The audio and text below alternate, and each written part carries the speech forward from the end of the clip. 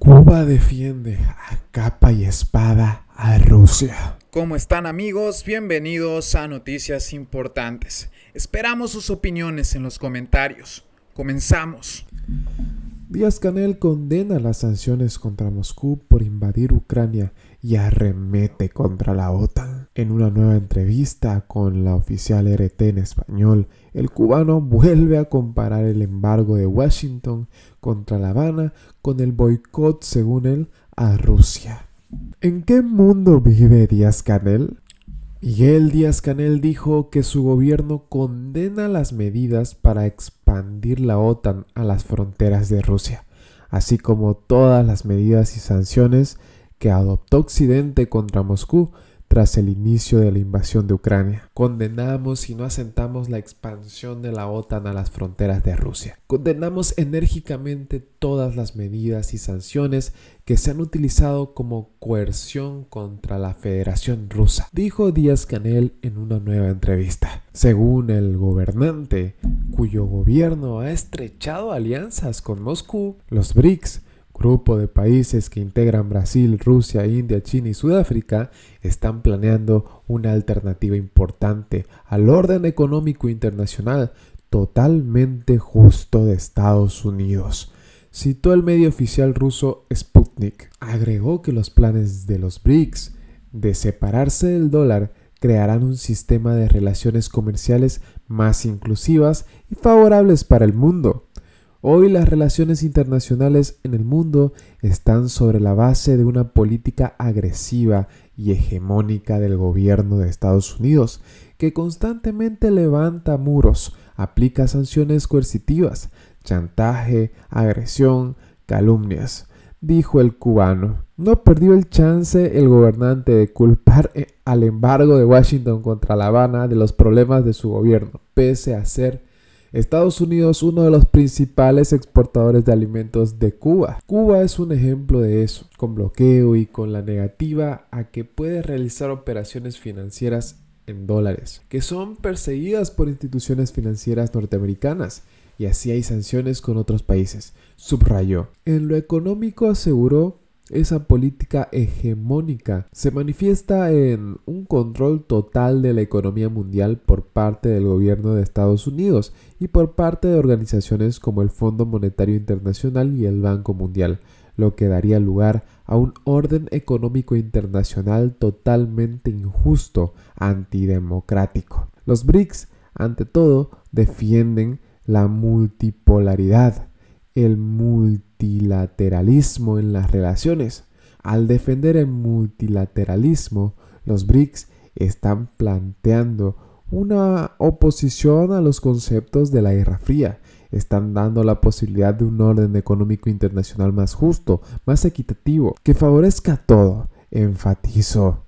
El régimen cubano ha apoyado a Moscú tras la agresión a la nación vecina, pese a sus llamados a resolver el conflicto con negociaciones. De hecho, La Habana es uno de los pocos gobiernos que no se pronunció a favor de las principales resoluciones de la condena al Kremlin en la Asamblea General de la ONU en 2022. Se abstuvo de votar en marzo del 2022 exigiendo la retirada de las tropas rusas de Ucrania en octubre de 2022 contra la anexión de las regiones ucranianas ocupadas, y en febrero del 2023 en apoyo de una paz integral, justa y duradera en Ucrania. Se opuso además a la resolución de noviembre del 2023 que establecía que Rusia debía pagar reparaciones a Ucrania por los daños causados durante la operación militar. En abril del 2023 se abstuvo cuando el Consejo de Derechos Humanos de Naciones Unidas votó abrumadoramente a favor de extender el mandato de un panel que investiga posibles crímenes de guerra cometidos desde la invasión rusa de Ucrania, y días atrás votó en contra de una resolución de la Organización Mundial de la Salud en apoyo del sistema sanitario ucraniano y de condena a los ataques contra instalaciones de la salud de ese país por Rusia. Por su lado, Díaz-Canel dijo ante la Duma rusa en su visita a ese país en noviembre pasado que las causas del conflicto actual en esta zona hay que buscarlas en la política agresiva de Estados Unidos y en la expansión de la OTAN hacia la frontera de Rusia, lo que El gobierno de Cuba ha denunciado de manera sistemática en foros internacionales.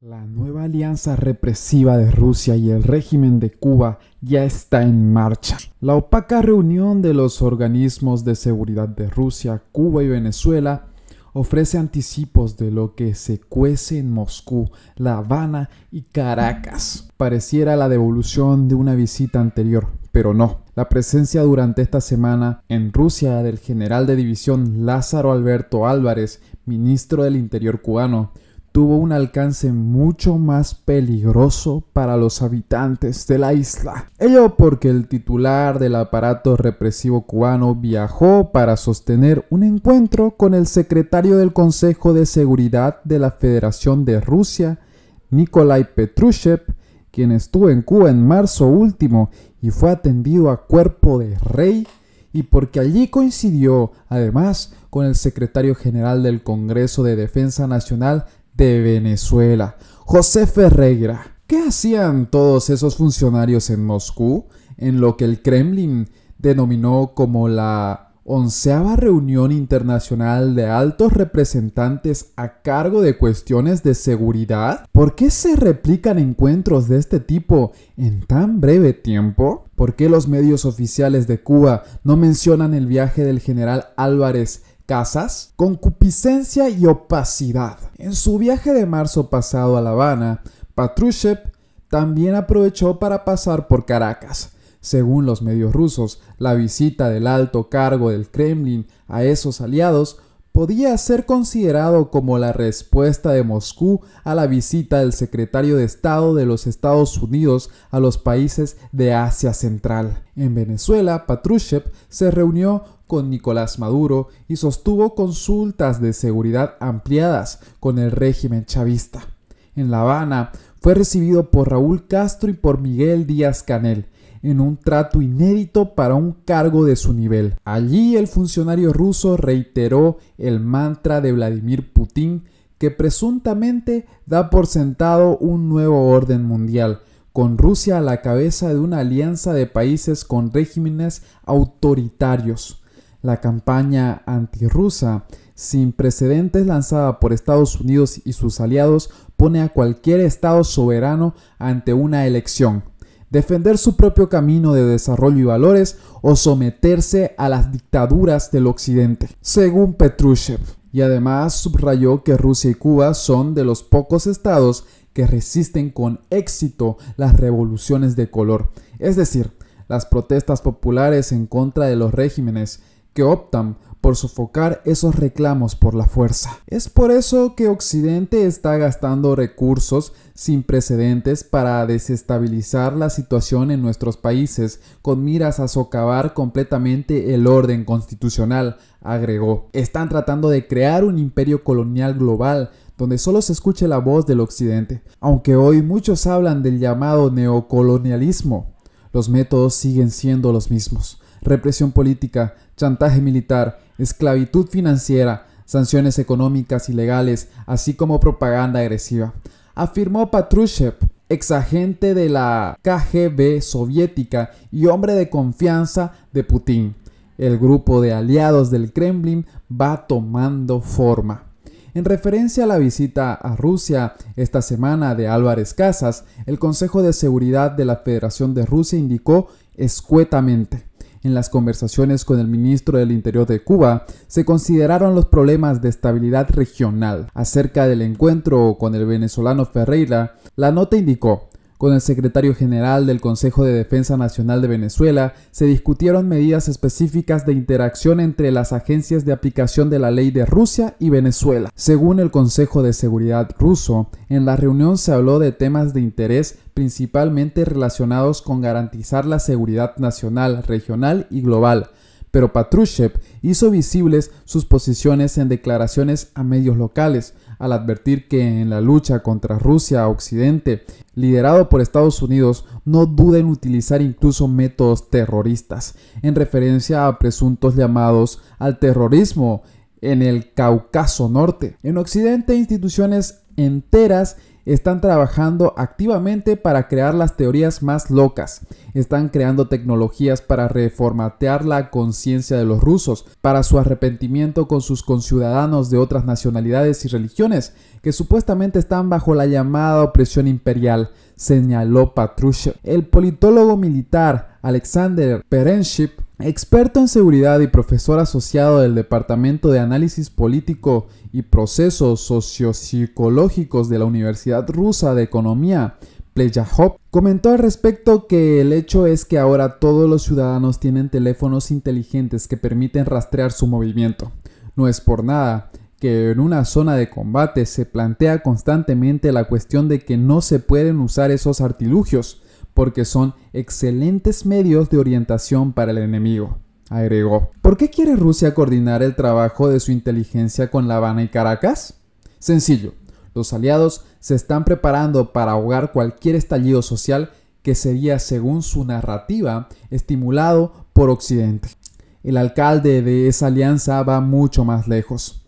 A la 11ª reunión internacional de altos representantes a cargo de cuestiones de seguridad asistieron, además de los altos cargos cubano y venezolano, el director general de la Dirección Central de Inteligencia de la República del Congo, Philip Obara, el director general del Servicio Central de Inteligencia de Namibia, Benedict Likando, y el director general de la Policía Republicana de Benín, Soumail Ayaviyaya. Con Obara, por ejemplo, y siempre según el comunicado de prensa de Moscú, citado por la agencia oficial rusa TASS, se discutieron las perspectivas de una lucha conjunta contra el terrorismo, vínculos de seguridad cada vez más abarcadores. Este mismo mes, el medio cubano independiente Yucabait reveló la existencia de contactos y opacos acuerdos entre Moscú y La Habana en el ámbito de las telecomunicaciones y la ciberseguridad. Según esa investigación, después de aproximadamente 5 años de relaciones mínimas tras el cierre en 2001 de la base de espionaje electrónico de Lourdes, ubicada cerca de La Habana, Moscú y La Habana restablecieron contactos de más relevancia y empezaron a mostrar públicamente su continua cercanía política. Por ejemplo, en octubre del 2010, ambos gobiernos firmaron un acuerdo intergubernamental sobre la protección mutua de secretos de información. Este opaco acuerdo se mencionó nuevamente en 2014, en un memorando posterior, que entraría en vigor en 2015, después de que Alejandro Castro, hijo de Raúl Castro, viajara a Rusia como asesor de la Comisión de Defensa y Seguridad Nacional para firmar otro memorando de cooperación sobre inteligencia con el Consejo de Seguridad de Rusia. Este último memorando incluía la creación de un grupo de trabajo conjunto. Según el acuerdo bilateral sobre seguridad de información internacional, ambos gobiernos sostienen que su colaboración tiene como objetivo evitar la difusión de información que perjudique los sistemas sociopolíticos, socioeconómicos, morales, culturales y espirituales de otros estados, así como causar daño a terceros países utilizando recursos e infraestructuras de información. En marzo del 2019, autoridades de ambos países firmaron un memorando de entendimiento para fortalecer la cooperación en el campo de las telecomunicaciones. Allí estuvieron presentes representantes del Ministerio Ruso de Desarrollo Digital y Comunicación, el Ministerio Cubano de Comunicaciones y funcionarios de empresas rusas como Rostec State Corporation, Russia Export LLC y Security Code. El reportaje menciona que los vínculos de Rostec con instituciones del régimen cubano han despertado suspicacias en Estados Unidos. En 2022, el Departamento de Justicia emitió un documento recomendando a la Comisión Federal de Comunicaciones no ampliar la conexión con Cuba mediante cable de fibra óptica debido al riesgo de ciberespionaje, medida por la que La Habana puso el grito al cielo. El Departamento de Justicia de Estados Unidos describe a Rostec como un conglomerado de defensa que estaría probando la tecnología de la información y las comunicaciones de fabricación rusa y proveyendo al gobierno cubano de equipo ruso para almacenar y manejar datos. Rostec fue sancionada por el Departamento de Estado estadounidense como parte de sus acciones para imponer costos severos al sistema de defensa de Rusia en respuesta a la agresión militar a Ucrania. La fluidez y la frecuencia de esta clase de contactos, así como la discreción que son abordados, evidencia que la colaboración entre Moscú y La Habana se dirige abiertamente al ámbito represivo. Las denominadas revoluciones de colores o Maidan siempre han provocado pavor a los regímenes autocráticos y totalitarios. El segundo término califica en Rusia el lanzamiento civil que entre 2013 y 2014 derrocó al presidente pro-Moscú de Ucrania, Víktor Yanukovych. El Kremlin quiere evitar que algo así se repita en su esfera de influencia. Y todo lo anterior ocurre justo mientras La Habana acuerda con Minsk el inicio de entrenamiento de militares de la isla en Bielorrusia, y cuando los medios rusos celebran que migrantes cubanos son reclutados para combatir a las órdenes del ejército del Kremlin en Ucrania. Todo listo sobre el papel para aplicarlo cuando convenga. Andrei Manoilo, fundador y presidente de la Asociación de Especialistas en Operaciones de Información, exmiembro además del Consejo Científico del Consejo de Seguridad que preside Patrushev, afirmó que Moscú puede ayudar a fortalecer la posición de su aliado cubano solo si La Habana le pide al Kremlin que envíe a sus especialistas en contrarrestar las revoluciones de color y las operaciones de información y contraoperaciones. En declaraciones al medio ruso y a Regnum, Manoilo apuntó: hay tales especialistas en Rusia, pero repito, necesitamos una solicitud de la dirección cubana. Dmitry Morozov, investigador principal del Instituto de América Latina de la Academia de Ciencias de Rusia, aportó que Moscú puede proporcionar alguna asistencia a La Habana, no solo en el campo de la guerra de información, sino también en la esfera del poder. Rusia puede proporcionar algún tipo de apoyo militar o apoyo político y diplomático a nivel internacional. Rusia puede enviar algunas unidades especiales, brindar apoyo a través de servicios especiales que se especializan en reprimir a la oposición, sugirió. Morozov confirmó que el régimen de Daniel Ortega ya está utilizando la asistencia adecuada de Rusia. Están nuestros asesores allí. Hay un centro para la capacitación de unidades antidrogas, pero cuando se ocupa solo de esto, es una buena pregunta, afirmó. Ahora Nicaragua está planteando el tema de la instalación de sistemas de inteligencia electrónica satelital que podrían registrar no solo amenazas externas, sino también rastrear conversaciones telefónicas en las fuerzas de la oposición. Ese apoyo ya está proporcionado, aseguró. Lo anterior confirma que el régimen de la isla estrecha sus alianzas en caso de que los cubanos vuelvan a salir a las calles, como ya hiciera al usar tecnología de China para imponer el apagón de Internet que siguió a las protestas masivas del 11 de julio del 2021. Los regímenes autocráticos se auxilian a costa de las demandas de los pueblos a los que dicen representar. Lamentable y detestable. Patria y vida, mis hermanos. ¿Por qué no hay efectivo en los bancos y cajeros? ¿Por qué a las empresas, incluso estatales, se les dificulta pagar nóminas y facturas? Se cuenta que durante la hiperinflación alemana de entreguerras, un hombre necesitaba llevar una carretilla de dinero para comprar pan, y si al llegar encontraba demasiada cola, lo que significaba que tardaría en ser atendido, debería regresar a casa a por otra carretilla de efectivo, pues mientras esperaba, los precios podían duplicarse. En tiempos más cercanos, la hiperinflación venezolana nos dejó otras curiosas imágenes, estas aún visibles en toda YouTube, de personas empapelando paredes con billetes bolivarianos o haciendo manualidades y artesanías con bolívares para venderlas en dólares. Lo que queremos destacar de ambas anécdotas es que, aún bajo procesos inflacionarios mucho más acelerados, profundos y violentos que el que está pasando Cuba, nunca se quedaron sin papel moneda, mientras que acá hoy todos repiten aquella melodía que popularizó Don Francisco. ¿Dónde está el billete? ¿Dónde está la plata? Tráiganle el dinero que ganó, pues ni para cobrar salarios y pensiones se encuentra dinero efectivo en bancos y cajeros automáticos. Y es que en Cuba la crisis supera por mucho el ámbito financiero. Es un proceso multidimensional, o más llanamente, el barco está haciendo aguas por todas partes. Desvestir un santo para cubrir otro, que es como ha ido tirando el castrismo durante los últimos 30 años, tiene el efecto maligno de terminar dejando expuestas todas las vergüenzas al mismo tiempo. Y ahora, cada vez que mueven recursos de un lado para otro, atajando alguna de las muchas urgencias que enfrenta el país, crean una crisis aún mayor. Y el único afectado aquí es el pueblo cubano. Pero en todo caso, ¿dónde está el dinero? ¿Por qué no hay efectivo en bancos y cajeros? ¿Por qué las empresas, incluso estatales, se les dificulta pagar nóminas y facturas? ¿Por qué toda extracción superior a 100,000 pesos, unos $500, debe ser autorizada por un director provincial? No hay misterio.